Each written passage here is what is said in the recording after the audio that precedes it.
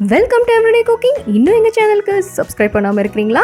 மறக்காமல் கிளிக் பண்ணுங்கள் சப்ஸ்கிரைப் பட்டனையும் பெல் ஐக்கானையும். எப்போது எங்களோட கனெக்டடாக இருங்க அண்ட் சப்ஸ்கிரிப்ஷன் ஃப்ரீ. இன்னைக்கு நம்ம சூப்பராக மொறுன்னு பருப்பு வடை எப்படி செய்யறதுன்னு பார்க்கலாம். இதுக்கு ஒரு டம்ளர் கடலை பருப்பு எடுத்துக்கோங்க. தண்ணி ஊற்றி நல்லா க்ளீன் பண்ணிடுங்க. இந்த பருப்பு ஒரு 1 இல்லைன்னா 2 மணி நேரம் கண்டிப்பாக ஊறணும். ஸோ சமையல் ஸ்டார்ட் பண்ணும்போது இது ஓரமாக ஊற வச்சிங்கன்னா நீங்கள் முடிக்கும் போது வடை போட்டுடலாம்.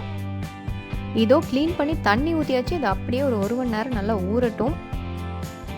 இதோ பருப்பு ஊறிடுச்சு. தண்ணியை வடிகட்டிட்டு மிக்ஸி ஜாருக்கு மாற்றுங்க.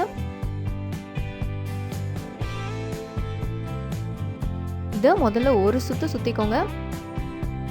இதோட ஒரு சின்ன துண்டு இஞ்சியை குட்டி குட்டியாக நறுக்கி ஆட் பண்ணிக்கலாம். திரும்பவும் ஒரு சுத்து மட்டும் விடுங்க.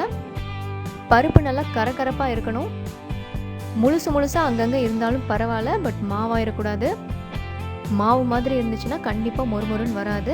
இப்போ இதோட தேவையான அளவு உப்பு, 1 இல்லைன்னா 2 குட்டி குட்டியாக நறுக்கின பச்சை மிளகா, குட்டி குட்டியாக நறுக்கின ஒரு பெரிய வெங்காயம், ஒரு கை பொடியாக நறுக்கின கொத்தமல்லி இலை, ஒரு கை நறுக்கின கருவேப்பிலை எல்லாம் நல்லா கலந்து விடுங்க.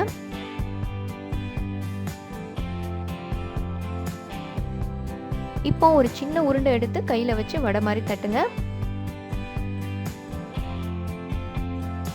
நல்ல சூடான எண்ணெயில் மீடியம் ஃப்ளேமில் பொரிச்சிடுங்க.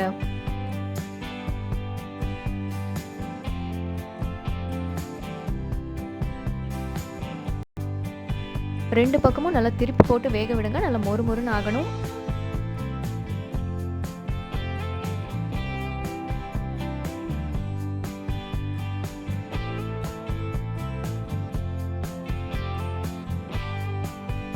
நல்லா கோல்டன் ப்ரௌன் ஆயிடுச்சு. இதை வெளியே எடுத்துடலாம்.